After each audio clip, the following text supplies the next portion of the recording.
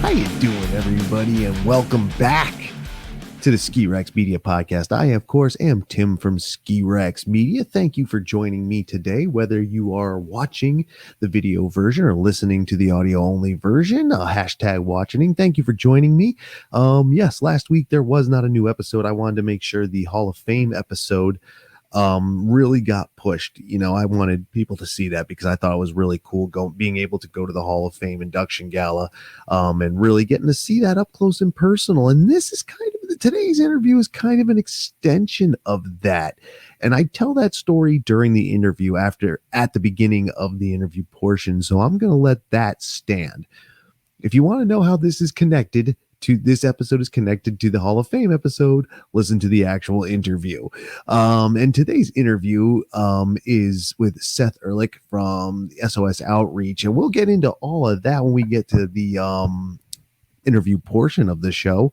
But first, the shameless plugs, because that has to be done. Follow Ski Rex Media everywhere you can. You can go to skirexmedia.com and find all the information you need, plus the new skirexmedia.com, which will be debuting shortly. I have a design for my website picked out and ready to rock and roll, and I think you're going to like it. I like it. I just have to finish up some of the coding and it can go live, and that's kind of awesome. skirexmedia.com, and you can find all the information you could ever want for Ski Rex Media, plus links to the Ski Rex Media social pages, Instagram, Facebook, Twitter, and LinkedIn. Ski Rex Media at all of them with no spaces. You know how that works, the little @ and then Ski Rex Media across all of those as well, plus the YouTube channel, Ski Rex Media as well. There you search Ski Rex Media on YouTube and you will find it. There is more than just the podcast, not a lot more, but enough to notice. Some shorts, some other vids, things to check out. I think you should check that out and subscribe if you're interested. Then there's skirexmediamerchshop.com if you would like some Ski Rex Media merch, kind of like the one I'm wearing today. And you can check that out as well. And then the Patreon page, you can check that out as well. All of that goes to supporting Ski Rex Media and have it continue as an entity for your enjoyment. And I hope you do. Now those shameless plugs are out. I hope you're still with me. I actually got through them really quick to that time. You know me. I love to meander through the shameless self-promotion. It's fun. Today's interview. Yes, we have another interview as we come closing into the season. I think we're going to have interviews right to the end of this season. And today we're talking to Seth Ehrlich. Now, he's the executive director over at SOS Outreach, an organization geared around engaging children in mountain sports and the lessons that can come from those. It's actually really interesting. The scope of the program is ridiculous. Like, I had no idea they were doing the numbers that they do and doing it as well as they do. But talking to Seth, who's very passionate, a lot of fun to talk to, great guy. We're going to have him back on. It's going to be awesome. He was great. I really enjoyed this interview, and I think you will too. It's informative. It's interesting. It's something you can maybe get into yourselves, as you'll find out, into the programs and the organization itself. And you could, because they are nonprofits, so they do fundraising and they have volunteers, so it might be something you can get into. So enjoy now my interview with Seth Ehrlich. It's a great interview. And again, the story, as I teased about how I met Seth, that's coming up, and how that ties in with the Hall of Fame gala. It's all next. I got through the shameless plugs well, and I just, tripped over my own tongue and lips on that one. So here we go. Me and Seth talking about SOS Outreach. Enjoy the interview. I think you will enjoy the rest of the program, and I'll see you on the other side. Thank you. So today, and I think the first story we're going to talk about, we're going to talk about what this man does, but I think the first story we're going to talk about is how we met, because I love that story. I think it's great. Seth Ehrlich from SOS Outreach. How are you today, sir? I am great, Tim. Awesome to see you. Again. I know. It was just a week and a half ago. That's what I can't quite understand. I mean, it literally was just a week and a half ago. Was it only a week and a half ago? It seems like so much longer to me. I don't know. Yeah, I know.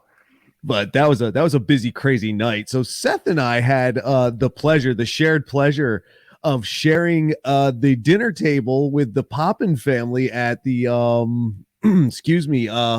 Ski and Snowboard Hall of Fame induction gala this year. Dude, how awesome was that? How much fun was that?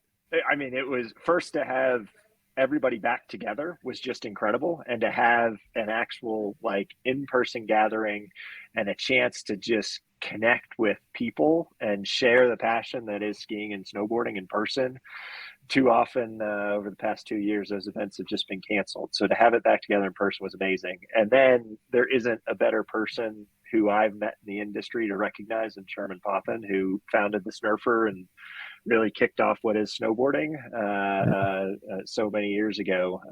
So to be a part of his family and celebrate him being inducted posthumously into the hall was a really special night for me.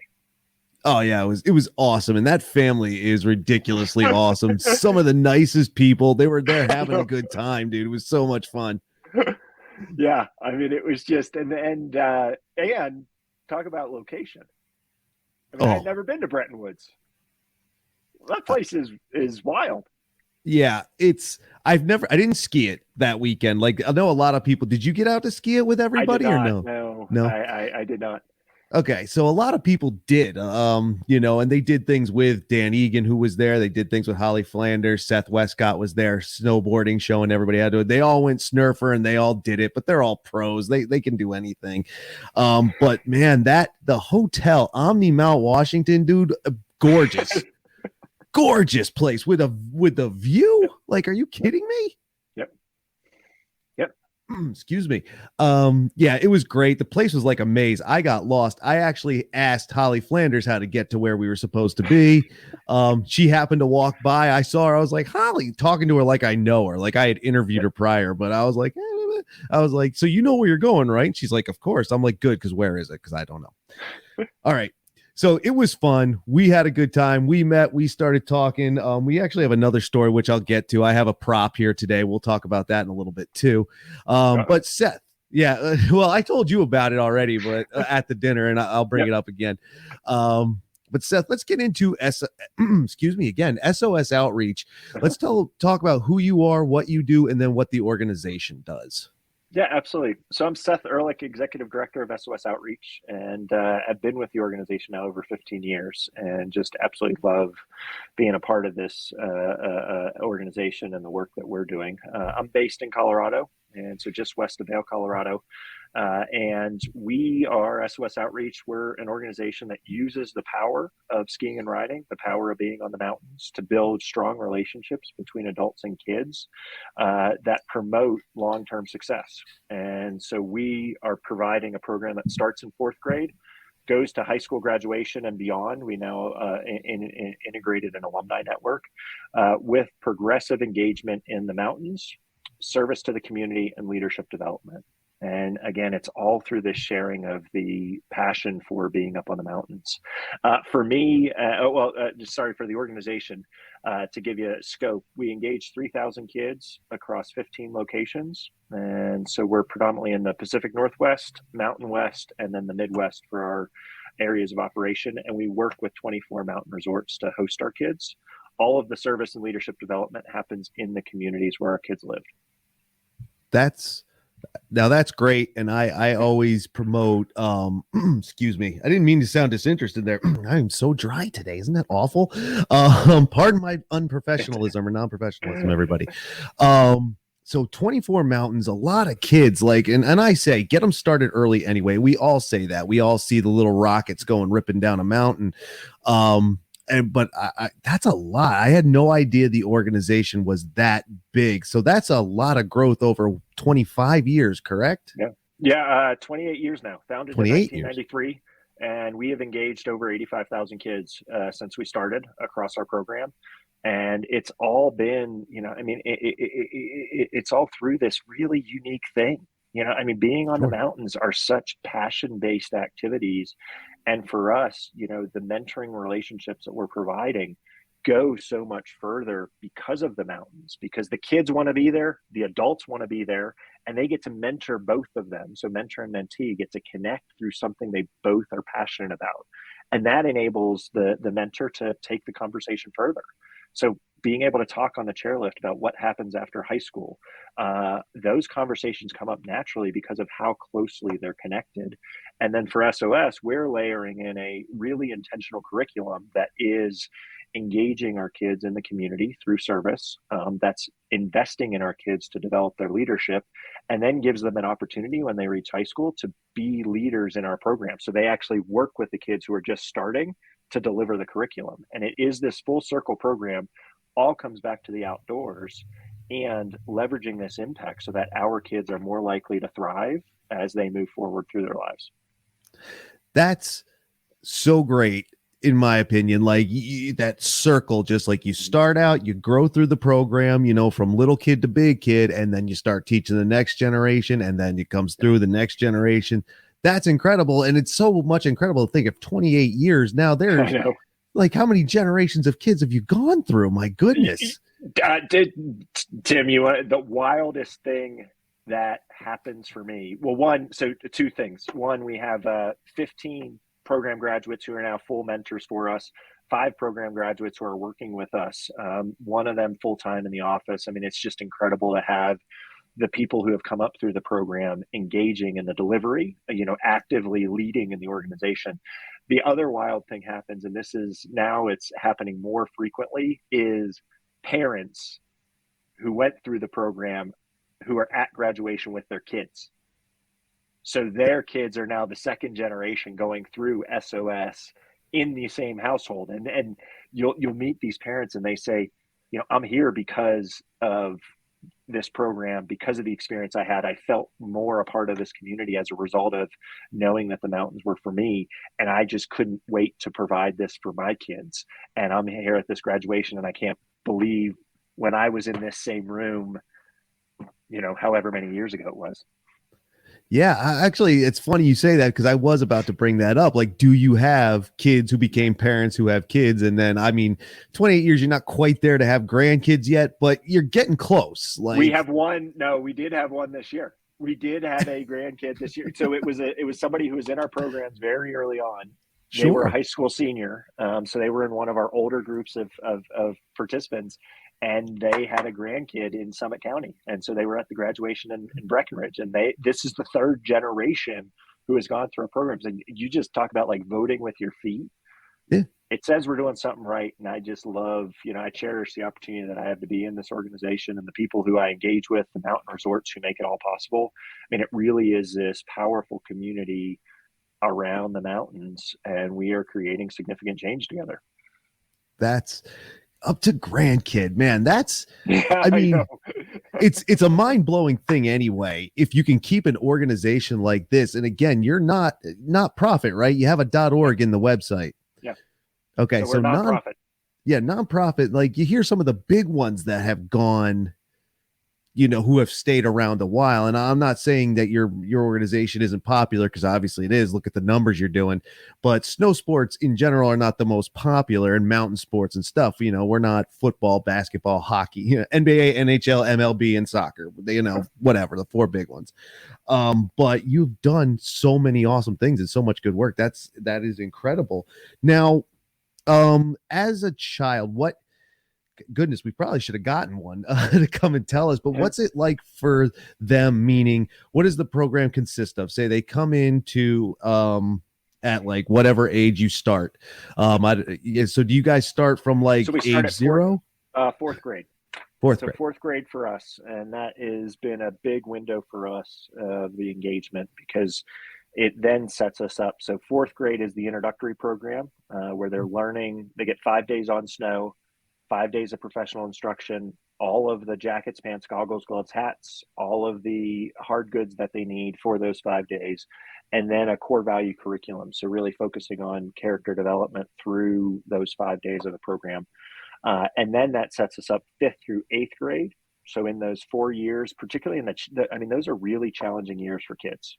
Big transitions happening in transition to adolescence. And 5th through 8th grade is our mentor program. So that's where kids are getting a season pass. They're getting the hard goods. There's 5 organized mountain days through SOS, and then there's 5 to 15 days, depending on what year they're in, of service or leadership development. And it's a progressive program. And then in high school, the kids are junior mentors. And so they then come back and they're paired with a mentor who's working with a 5th or 6th grader, and they're delivering the curriculum alongside the adult mentor.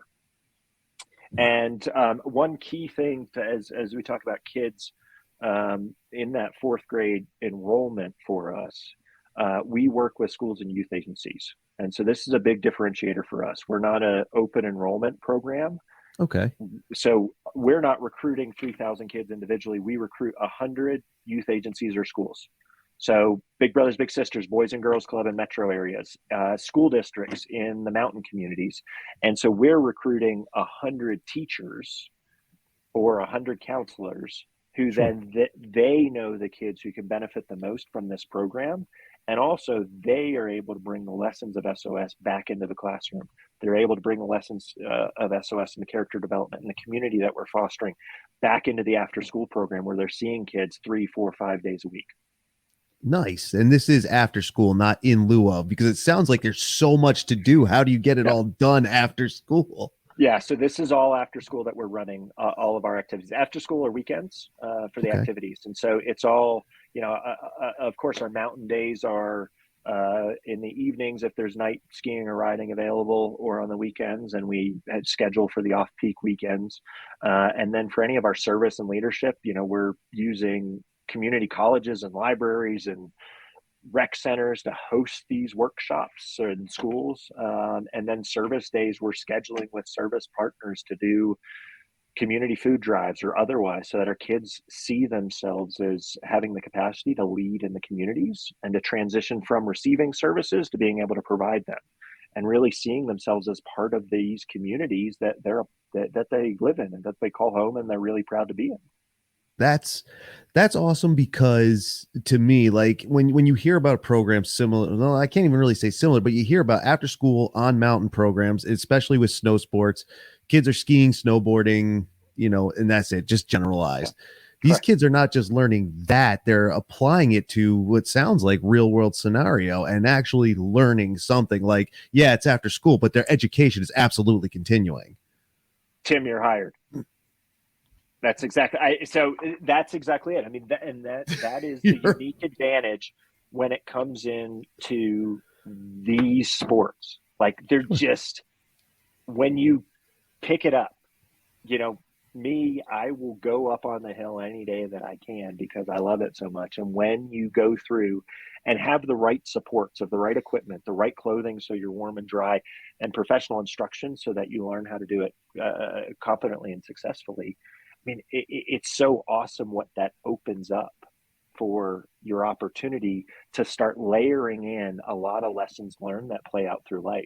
There's also the side of it when it comes into mountain communities where a lot of the kids who we work with are traditionally excluded from being up on the hill, like their families, whether due to financial reasons or they just do not see themselves represented on the hill. And for them to feel and to see and to be a part of this community, that in and of itself opens the horizon significantly for them to say, oh, now that I know that the mountains are for me, what else is available for me? And we see kids make that connection all the time, whether it's going on to 4-year college and they're first in their family to go to school, but they now see, oh, what everybody else is doing, I can do too. That's just mind blowing. I'm hired. That's mind blowing too. I haven't had to apply for a job in years. But no, kidding aside, man, that's it for. I think one of the general issues snow sports has is that people don't see that it's for them, and because it's not always the most accessible. Like if you live in Miami, getting up here isn't the easiest thing in the world to do all the time for a ton of different reasons. And now you're getting them and showing them that, hey, it is awesome. We all love it. Here's why. That's great. They're learning their lessons. That's great life lessons. And these are now something you alluded to it, but I just want to put a finer point on it. These aren't just kids from mountain towns. These are city kids too. Yeah. So we have, we work in Detroit, Minneapolis, Chicago, Seattle, Portland, Salt Lake City, Reno, and Denver for areas of operation. And then in mountain communities, we are White Pass in Washington, Steamboat, Leadville, Durango, the Vail Valley, Summit County, which is Breckenridge and Keystone area and Copper area, and then for mountain communities. So we have a mix of both of the approach. And to your point on the accessibility, I mean, this is a big thing that, yes, there absolutely is the issue of proximity, being in Miami or otherwise, or access. And a lot of people also come into this accessibility conversation from the standpoint of cost. You have to buy the gear, you have to have the clothing, and yes, that's certainly there. However, there are a lot of ways to mitigate that, and there are a lot of ways to address that, and it's amazing what you can make happen. Particularly if you start working in the industry, your access to discounted gear and your access to free passes is open for you. The big side thing that we see, and that I really see, is the industry. There's a big barrier to entry just from the physical. Like, there's no start here sign. I mean, just think, if it's your first day going up to any mountain, sure, like, everybody knows what to do.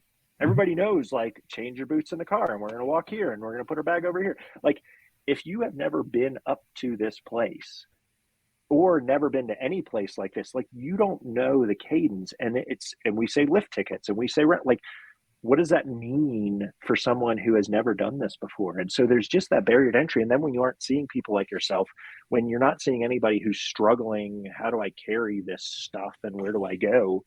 It is a really difficult space to get into and to feel a part of the community. And then once you do, you feel part of the community. I mean, you're in.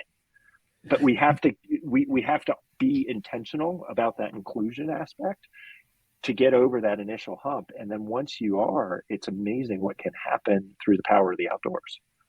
Absolutely. And, that's an interesting thought, talking about the barrier to entry that way. Like, we live it. It's now it's a habit, not in a bad way. It's just like, you go to mountain A, B, or C.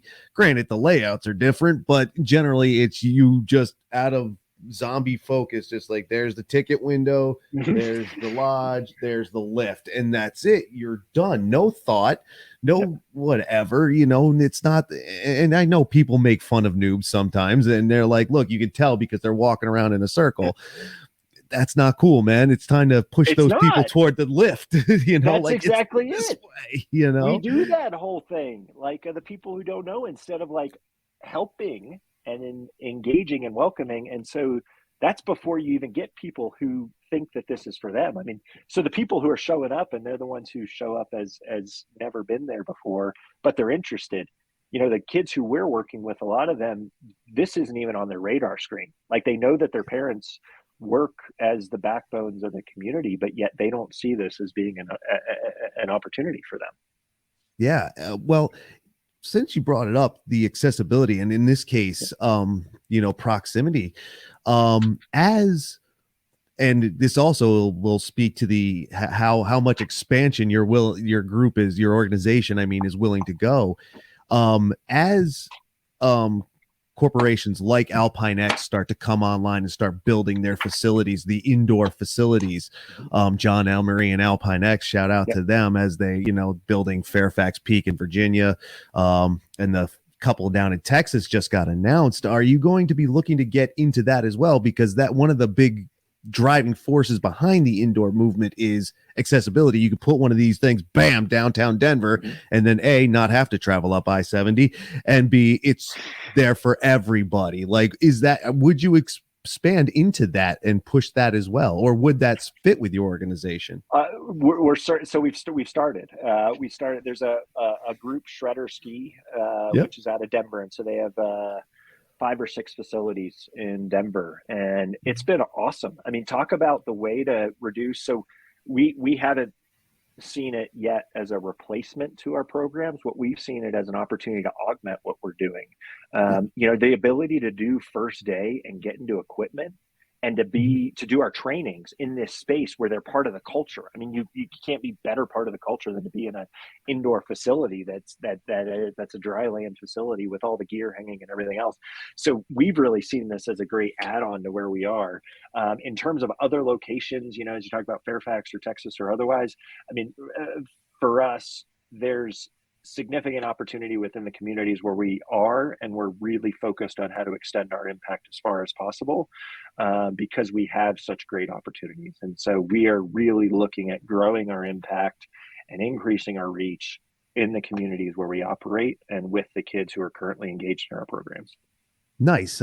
Dude, that would be great. I would love to see SOS just come kind of sweeping into New England because, New England kids, that's what we do. Like, Yeah. especially us northern and more rural New England kids, not, I mean, the city kids too, but, obviously those of us who grew up here in the woods with 40 or less kids in our graduating classes, my sister's class had 8 kids. Can you believe that? No, Yeah, teeny I weeny. Yeah, but good. 400 somewhere in there. See, yeah, us rural kids, this is what we know, this is what we like. So we do all this stuff anyway. But to get, to push it and really help spread that love of everything. But that's also not snow sports. My next question is this just snow and winter sports oriented, or do you all work, excuse me, in off season sports too, hiking, mountain biking, so on and so forth? So we do, and we do this in partnership. So this is, for summer. So we have rock climbing programs, we have hiking programs, camping programs, and wilderness trips where we work with existing agencies. There are a lot of really strong groups, for-profit, nonprofit efforts in the summer space. And so we'll work with mountain resorts who have dirt camps and mountain bike camps. And so we will direct our kids into those camps. We'll bring the curriculum. Our team will be there. However, they're running it because this is what they do all day, every day. The Woodwards examples. I mean, there's just a lot of great programs when you get into the summer space. So we are doing a lot of summer programs, and a lot of those are in partnership with Tahoe Rim Trail Association, our resort entities. We're taking kids hiking. I mean, all kinds of different activities that we're doing to maintain the engagement. And that's the core focus for us, is how do we maintain the engagement so that we're really successful through our winter and school year based programming. Very good. Excellent. Well, to bring it back around, excuse me again, geez, to bring it back around to winter sports, because I don't know if people have noticed this, but we're not only talking, and I don't know why this popped in my head, but we're not talking about necessarily competitive kids. Like, these aren't the kids who are going to be, I mean, one of them may be the next Michaela Schifrin, who knows, but this is also this is recreational skiing. This isn't high-end competitives. Yes. Correct. Our focus, we're starting in 4th grade, and most of the kids who start in our program are beginner. Many of them are never evers. And so we're really working with the kids who have not been a part of the culture and not been a part of the mountains in their family and in their upbringing, and using the sport to create strong outcomes in their lives. And it really is, yes, it's all through the sport. Yes, the sport matters. However, we're not engaging in the competitions or otherwise. We have had a few kids who go into the academies, and we're supporting them in their scholarship applications, and we're working with them to make that happen. That's not, though, the focus of the organization. The kids who come to us, this is really a youth development organization that uses the outdoors as our primary hook and engagement. But we are really working with the kids who are socially isolated, and those are the kids who excel the most through our programs. Who are those kids who have experience with bullying, low academic engagement, single parent households. Really kids who are facing social isolation, and providing them this amazing community that supports them through, plus the confidence that happens through doing an activity you've never done before. Excellent. And one of the reasons I did want to bring it up, and it's great again that you put a very fine point on what you do. I think that's great. That's awesome. And I want people to know what it is and what you do. I think it's awesome. But I lately here at Ski Rex Media have been not working directly with kids, but going to, slope style competitions, big air competitions, seeing racers and slalom kids. But these are academy kids. These are kids who are going to school and they do their schoolwork, and then they're out. Their day doesn't stop until they've hit a course. Yeah. I wanted to make sure that line was drawn, what you do versus that stuff, which is a completely different entity. And we'll be talking about that later on the Ski Rex Media podcast on another day. Amazing. Yeah. For some of our kids, some of our kids really take to it. And by years 2 or 3 and above, they are using that season pass and the equipment, and they are out 60, 70 days a year because of where they live in the community. They figure out the bus service. They really take to the program. Others of our kids go all the way through 4th grade through high school graduation, and they only are on the mountain 5 days a year because of SOS on the SOS Sure. program days, and they're all about the community component. And our whole thing is a space where all of those, everybody belongs. Whether you're out there and you're an expert, or you're working with a beginner or an intermediate, you can come together as a group, and the expert can be the one leading the group, or can be the one who's teaching and instructing, so that they really see themselves as part of the community. It really is about everyone being able to enjoy and be a part of the mountains. Excellent. And I that's actually one of the things we connected on at the Hall of Fame. Is Seth asked me what I do. I was like, I ski Rex media guy, freelance journalist. But the idea I push is that we do this. Everybody can, and everybody, I shouldn't say should, like everybody should do it. I think you should try it because you're gonna like it. You're gonna like something, but it's a lot of fun and we love it. And we push it. Now to that point of snow sports are for everyone. It doesn't matter where you come from, who you are, what you do. It doesn't matter. Just come do it. It's fun. Now, does this include something that's big and something I've talked about here? Does that include adaptive kids? Does that worked into your organization as well? We're not qualified for adaptive work. And so we do direct kids to, there are some amazing adaptive programs, and we work with them and have relationships in our communities to direct kids to. We do work with kids with special needs, though. I mean, we have a number of kids in our program who are on the spectrum, autistic spectrum, who need additional support through our program. So our traditional model of one mentor for 4 kids will then work. I mean, we have counselors who come out to some of our program days to support kids in different communities. And it really is amazing what can happen through this. So yes, on the opportunity to work with kids with needs, and when it comes into physical needs, we're just not set up for that to be successful. And we really leave that to the experts in the adaptive space. Yeah, absolutely. And that's totally cool. Like, I hope nobody takes that away from, like, we don't do that. Like, no, you need training, skill, equipment. There's equipment. We can't get to, the people who have the sleds and all of that. They need to be doing that. It's a whole other world. It is. And it's amazing, the programs that are out there. Oh yeah, absolutely. Like, it is incredible what can be done, and what technology has done to get people out there, not just on snow, but just on the mountains and into the mountains anyway. It's an amazing thing to watch. I was actually out this morning taking runs locally, and there was a sit skier out there. So there you go. Like, it's out there, it's around, but you do need the training, you do need the equipment, it's a whole other world. Like, I don't know anything about it. You obviously must know a little bit about it. I've talked to someone from a Vermont Adaptive. She obviously knew a lot about it, but but she's in it. It's a whole other thing. I don't know nothing. I don't know anything. Pardon me, my poor speech.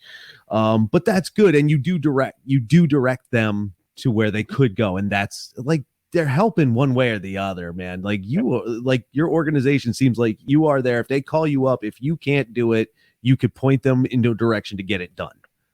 Our program team, and this is what I am humbled by every day. I mean, our program team, one, has such significant passion for the youth involved in our programs, but they're extremely connected in their communities. And so they are going to ensure that if somebody needs help, they will work with you to figure this out. Excellent. Because it's always easier when someone knows, even, like I said, like, I joke a lot, but I don't know anything about this. So if I were to call them up, now granted, I'm in New England, so until you all do spread into New England, wouldn't be. You can still call us up. We'll get you connected. We can do that. And we'll get you plugged in. Yeah, whatever you need. Don't hesitate. There you go. See, this is, I'm always impressed. Anyway, just outside of skiing, snow sports, Ski Rex Media, Tim himself is always impressed with a well-run, efficient, knows what they're talking about, organization, company, what have you. And SOS seems to have it down. Now, my next question, I'm going to put it bluntly brutal, but it's just the simplest way. It's just the simplest way to do it, because it's going to sound kind of jerky, but I don't mean to be. Who's paying for this? Or how does that work? And obviously, you don't have to get into the actual financials and all that stuff, but just how it would you know what I mean. Yeah. So we are we fundraise significantly for these programs. The largest part of our budget is in-kind goods and services. So this is jackets, pants, goggles, gloves, hats, mountain resorts for lift tickets, rental equipment, and instruction. And so really working within the industry to leverage what they do better than anyone. So we would rather have, jackets, because that's what companies make, than a smaller cash contribution. I mean, really, if you make jackets better than anybody, it keeps our kids dry. And then we'll send our jackets out with one group in Portland, and then we'll send them to Detroit because that's one of our early sessions. And then it'll come back and it'll go to Portland because that's one of our later sessions. So we're recycling gear throughout the year to get it out on as many kids as possible. But the in-kind is leveraging, and we're leveraging corporate relationships for that, because that's really the grease that makes the programs run. And that is about 2/3 of our budget. It's a $5 million organization, and about 2/3 of that is in-kind goods and services. The rest of it, we're fundraising from individual donors, foundations, so grants based on the impact of our programs, and then corporate sponsorships. And so there is a big component of fundraising.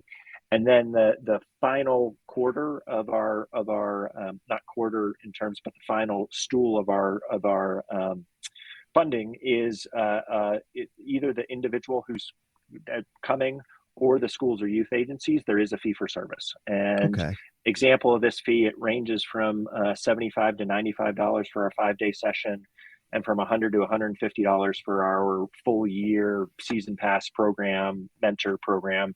And we have an aggressive scholarship program in place. But yes, there is a fee for service associated with our programs that, as you know, is significantly less than what anybody else is paying in the industry. I was just about to say, people hear the word fee and they're just like, oh no. But then you said 75 to 95. Are you kidding me? In this industry, that's dirt cheap. That's 5 days of mountain. That's 5 days of curriculum. That's 5 days of jackets, pants, goggles, gloves, hats. 5 days of instruction. 5 days of hard goods, so skis, snowboards. Really everything that they need to be up there. And then when it gets into our mentor program, I mean, they're getting a season pass. You're getting the 5 days on snow, 5 to 15 days off snow, a mentor who's engaged with you. And so it really, there is a buy-in associated with everybody participating in a program. Our scholarship, we will not turn anyone away who qualifies for a program. We'll work with you. But yes, so fundraising is a big component, and it's either through the industry and the in-kind goods and services, or it's through fundraising of individual donors, foundations, and corporations who give cash to the organization. And then final part of our fundraising is fee for service. Nice. Now, and again, that fee for service, that comes out to almost, I mean, relatively speaking, is not bad.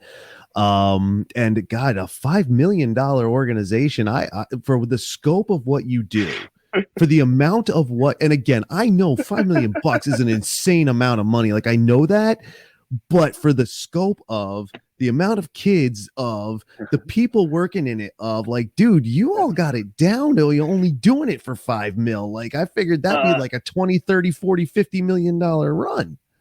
Yes, exactly. And particularly when you recognize that, again, 5 million, but 3 million of that is in kind. 3 million of that is not cash. We can't sell, we can't sell anything that we're getting on that fundraises for the organization. This is direct program offset expense. However, we're doing this work on 1.75 to 1.8 million across 15 communities. And it goes to, this is something that I believe very strongly and has been the roots of SOS for 28 years. It's how do we streamline the impact so that we can maximize it. And for our ability to reach 3,000 kids annually across 15 locations, I am aligning the entire organization for how we go further, because we have a significant opportunity and we're demonstrating it through our efficiency of cash. Yeah, no, that's awesome. Now, since we brought up fundraising, I want to have a little fun here real quick. This will only take a minute, but now you do it through various fundraising programs. Could you donate direct? Is that a possibility? Absolutely. Okay. Absolutely. So on our website, sosoutreach.org, you can donate direct. Awesome. And have you ever sold a product, say something like this? For those who are watching hang on, right on the other side of this wall, I got 2 of those boxes right now. Nice. So for those watching the video version, I'll have to put a picture up this audio only version. This is the Snowboard Outreach Society, and this is segueing from fundraising to history. So I have a Monopoly board. I picked this up in one of the shops at Stratton Mountain in Vermont. That's where I picked it up. It's unopened. This was one of my collector boards, but it's got all kinds of different, each of the properties, the ski hill, whatever. But there it is, SOS Snowboard Outreach Society. This is on you guys. Yeah. So sometimes some of the funds comes from cool stuff like that. Then, right? Exactly.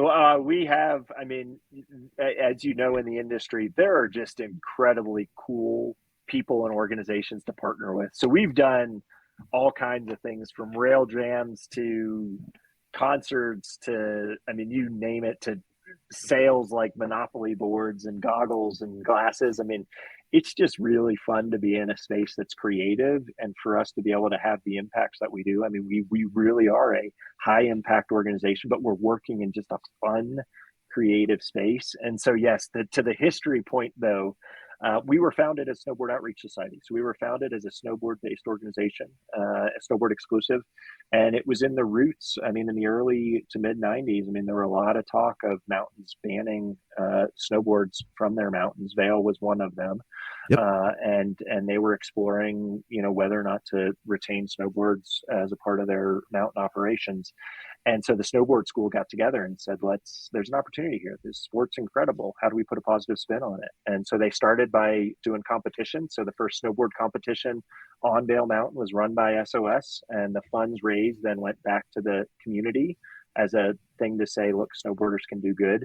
But 2 years into that, it was quickly identified, hey, there's a better chance here. Let's get kids who haven't been up and let's teach them how to snowboard. And so we did snowboard exclusive through 2007, and then went to SOS Outreach as we expanded into skiing and the summer engagement. To the earlier question, I mean, it really is about using individual recreation to support kids to thrive. Excellent. And that speaks to not only, again, 28 years, that's a good long time for any organization. That's pretty good. Started out snowboard, shows that snowboarding and skiing, for those of us who live it, there's not that comedy movie animosity that was back in the the 80s, in the comedy movies back in the 80s and 90s. Well, no, the video that always comes up, what was the interview? Was that like Ski Cooper or something that always circulates, on about the yes. Yeah, I can't remember it exactly either, but I do know which one you talk about. It's easy to find. Just you can find it. Yeah, but that's not a real thing. We all have to shake hands and say, hey, if it weren't for one, there wouldn't be the other. And anybody who's been in the community long enough will give respect to what snowboarding did for skiing. It kicked skiing in the complacency backside, because that's what it got. It got complacent, helped progress and bring it back around. And that's one of the reasons I got this Monopoly board at Stratton. As Seth said, excuse me, snowboarding almost wasn't a thing at real mountains. Stratton was the first to let them up on let people up on the lifts. Jake Burton, rest in peace, that was on him, because that's where he was, and that's why that is there. That's why a Midwest and Western group had a Monopoly board in a Stratton shop. So there you go. It's a whole thing, the history of it, and it's come back around. Awesome. Obviously, doing a lot of good work. Skiers, snowboarders. Let's pop up the website, sosoutreach.org. I hit the wrong button. Where is it? There. Come on. There she is. Yep. So when you pop it up, you'll see this. It has all the information you could ever want or need. Let's see here. Come on, you. Yeah, it really goes into who we are, what we do, and the impact that we have, and really it provides a great introduction. And you're seeing, across our programs there in the pictures, from summer activities to the winter activities, and all about how to engage kids to gear up for life. That is our motto and tagline.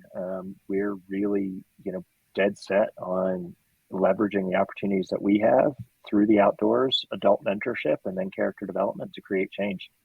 Yeah, excellent. And it looks like, geez, even since the last time the site was updated, you've grown even at some point. My goodness. Yeah, we need a new infographic. Yeah, but still, that says like, man, we're doing so much that we can't even keep up with it. It's a lot of work, Yeah, and you do a lot of good things. we're really focused on the work, as you see. Yeah, And this goes to, your comment on the organization and our budget utilization. I mean, we're really focused on doing the work, and we're dedicated to it. excellent. Now, actually, coming back around to what we were talking about of where the funding comes from and how that comes out, does that also include volunteer work? Is that something you all have or do or don't do, or because it's Oh any yeah, specialty? there's Okay. over 1,000 adults involved in our programs annually, from 250 adult mentors. So there's 250 mentors involved in our programs, another 250 volunteers, about 150 to 175 teachers, youth agency counselors, and that's before you even get into the instructors or otherwise. Wow. Wow, that's so many Yeah. So people. so when you start, like, it's like a pyramid that's running. Here I Sure. am, and I have oversight across 15 communities, program director, development director, and then tiering from there, we have program leads in each of our 15 communities, and then underneath our program leads are 50 mentors or volunteers, all these teachers, 14 teachers from this community or whatever that is, that then everybody it's I say pyramid, but really it's like an arrow that's just laser focused onto the needs of the kids. That's amazing. It's just so many people and then done well. Like the amount of people isn't the mind-boggling part. It kind of is because again, snow sports, mountain sports, not the most popular thing in the world, but this program in your organization, your programs, I should say, can rival the size and scope of almost anything, and you do it well. That's the Thank you. mind-boggling part, man. You do it well. Like it's so efficient. It's just run. And I'm sure when you get into your daily work, clock in, clock out, I'm sure there's hiccups. Everybody has them. But for the most part, it's just straight and narrow, and that's awesome. So we've talked about the present and a little bit about the history. What's the future look like, man? Do you all have some scoops you want to throw at us? Something coming out? Something? The future for us is more engagement. The future for us is, how do we connect kids into careers, and how do we really support them beyond high school. So we've launched an alumni network over the past 18 months, and we've started a career connection opportunity. So we're connecting high school juniors and seniors into summer jobs in the industry so that they can see career path for them. I mean, it really is best way to summarize for our future. It's how do we leverage the connections that exist in the organization to further accelerate opportunities for our kids, and that's what we're doing. Nice. Well, that's superior, man. And Yeah. I hope it goes well for the future. I You. hope you can expand as much as you want, do it as well as you can. I hope you're at the helm for the whole time. It's great. It's awesome. I can't wait to see it. Maybe one of these days I'll come out there and see it. You have to. I would love to. And maybe, you know what? I did want to travel some next season. I think we're going to do that. So if anybody's looking to find you, like we've already showed SOS, again, I should say it correctly, sosoutreach.org, not Correct. com, but .org. Hey, we have both. So whatever gets out there. Oh, okay. And there you go. All right. So .com, .org, SOS Outreach. That's the advantage Social of a media. 28-year-old organization. There wasn't any competition for websites when you start. That's true. So we have the websites. We have social media, I assume. Yep. So all SOS Outreach. Okay, cool. And then phone numbers, all that, all available on the website, in the phone book, if there's one that still exists. I don't know. Easy to find. Call them up. They'll help you out. Email them. They'll help you out. DM them and they'll help you out. They'll get everything going. And then all the information, again, is on sosoutreach.org. Go there, find your area, make sure everybody's going. And then, like Seth said, call them up. They'll point you in the right direction. That's awesome. Yeah, we'll get you plugged in. Wherever. Excellent. Yeah, we'll get you plugged in. Excellent. Well, I thought this was interesting, dude. I love it. I think you're great. We've had a good time. We had a good time at Hall of Fame night. Had a good time here, man. Anything else you want to throw out there before I let you go? Just thanks. Thanks for the time here, and thanks to everybody who listened into this.